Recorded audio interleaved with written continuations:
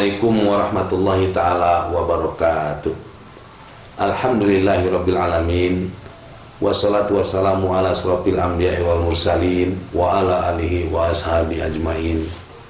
Asyhadu an la ilaha illallah wahdahu la syarika lah wa asyhadu anna Muhammadan abduhu wa rasuluhu la nabiyya ba'dah. Qala Allah ta'ala, a'udzu billahi minasyaitonir rajim. Ya ayyuhalladzina amanu taqullaha wa kunu ma'as shadiqin. Hai orang-orang yang beriman, bertakwalah kamu kepada Allah Subhanahu wa taala dan hendaklah kalian bersama orang-orang yang benar. Quran surah At-Taubah surah ke-9 ayat 119. Hadirin rahimakumullah, sahabat RRN TV dimanapun berada, bertemu kembali kita pada sore hari ini dalam acara Penentram Kolbu, pengiring berbuka puasa. Mudah-mudahan semuanya dalam keadaan sehat dan dalam lindungan Allah Subhanahu wa taala insyaallah. Dalam pergaulan sehari-hari kita banyak teman, banyak sahabat. Ada teman atau rekan bisnis, ada teman belajar, ada teman berjalan, ada teman sekampung, ada teman satu kota, ada teman satu asal, atau teman-teman yang lain. Nah, dalam hidup berteman, kalau sesama muslim, itu kan sudah jelas muslim itu bersaudara. Jadi yang namanya bersaudara itu kan tidak boleh saling menyakitin. Harus saling dukung-mendukung, doa dan mendoakan. Tidak boleh saling pukul, tidak boleh saling membenci. Yang namanya orang beriman. Masa ada orang beriman yang satu dengan yang beriman yang satu, yang mengaku beriman kepada Allah Subhanahu wa taala, saling membenci, saling menyebarkan aib misalnya, saling pukul-memukul misalnya. Sudah jelas otomatis biasanya mukul-memukul itu lewat lisan-lisannya, mengeluarkan kata-kata yang tidak enak dilihat oleh atau tidak enak didengar oleh telinga kita.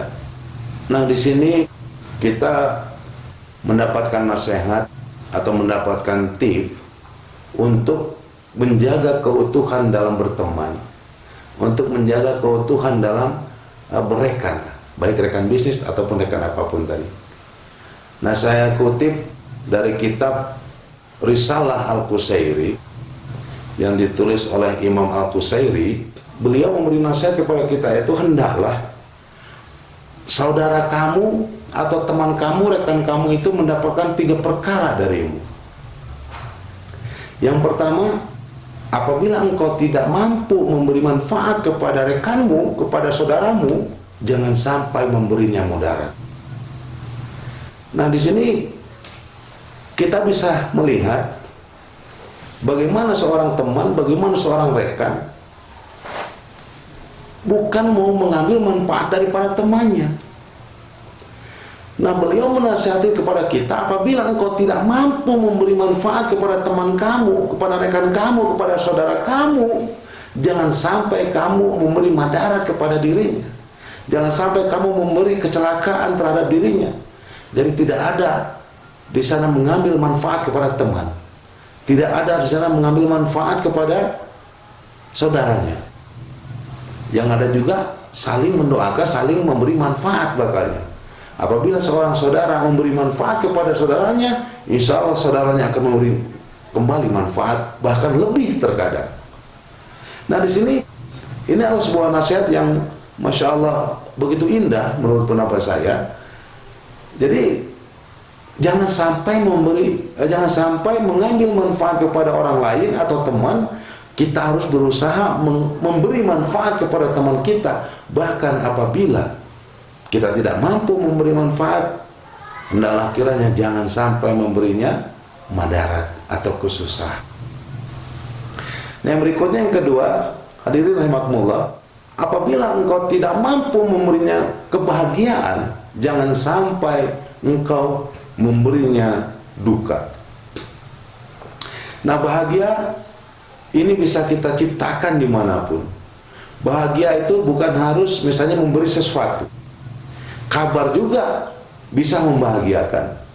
Terkadang kita selalu salah, ya beberapa teman kadang-kadang selalu salah dalam menafsirkan bahagia ini, bahwasanya bahagia itu harus memberi sesuatu barang misalnya, suatu produk misalnya. Padahal kan bukan seperti itu. Seandainya kita memberi informasi, memberinya suatu kabar gembira, dirinya juga akan bahagia. Jadi tidak membuat kabar duka. Ini terkadang kita punya teman diinformasikan duka terus. Maaf, duka bahasa Indonesia ya, bukan bahasa daerah. Nah, ini kabar duka yang diinformasikan oleh kita kepada teman kita, yang sehingga membuatnya itu tidak bahagia. Nah, seharusnya kita sebagai sesama saudara, sesama rekan, ya sesama teman, bagaimana caranya memberi kabar gembira itu? Ya, kalaulah sesama teman berarti saling mendukung. Kalaulah misalnya ada atasan, maaf katanya, ke anggotanya, bagaimana caranya membahagiakan anggotanya? Dengan tidak marah-marah terus misalnya, dengan tidak menuduh, tidak becus dalam beraktivitas, dalam bekerja misalnya. Nah, bagaimana anggotanya atau anak buahnya memberi kabar gembira kepada atasannya?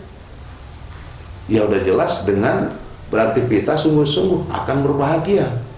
Jadi tidak mengambil suatu manfaat yang jelek dalam ketika dia ditugaskan. Itu sudah akan menimbulkan kebahagiaan kepada yang memberi perintah.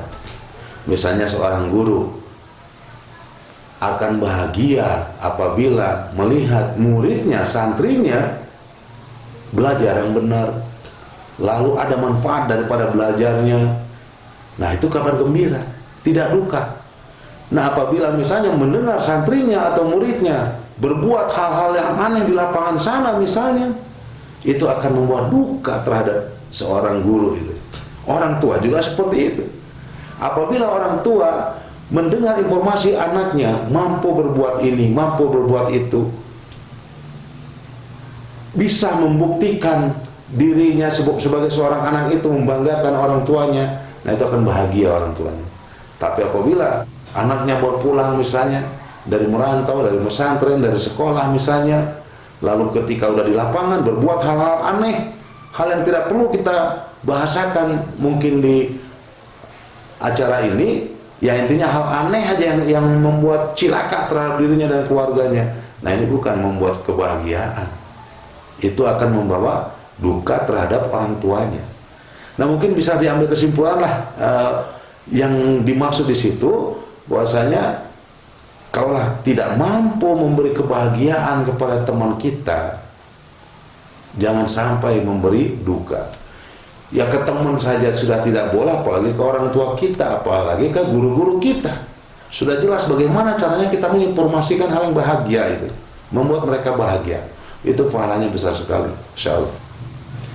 Nah, lalu berikutnya hadirin rahimakumullah, nasihat dari Imam Al-Utsairi yang ketiga itu adalah, apabila engkau tidak mampu untuk memujinya, jangan sampai engkau memberi celaan dan merendahkan dirimu. Kalaulah kita tidak mampu memuji teman kita, kalau kita tidak mampu memuji rekan kita, jangan sampai kita cela, jangan sampai kita hina, jangan sampai kita rendahkan dirinya, baik di depan kita, apalagi di depan halayak ramai. Oh, berarti ada kewajiban kita untuk memuji teman kita. Seandainya dia berbuat sesuatu, walaupun masalah sepele, Masya Allah hebat, engkau mudah-mudahan hidupmu mulia, mudah-mudahan engkau diberi petunjuk oleh Allah.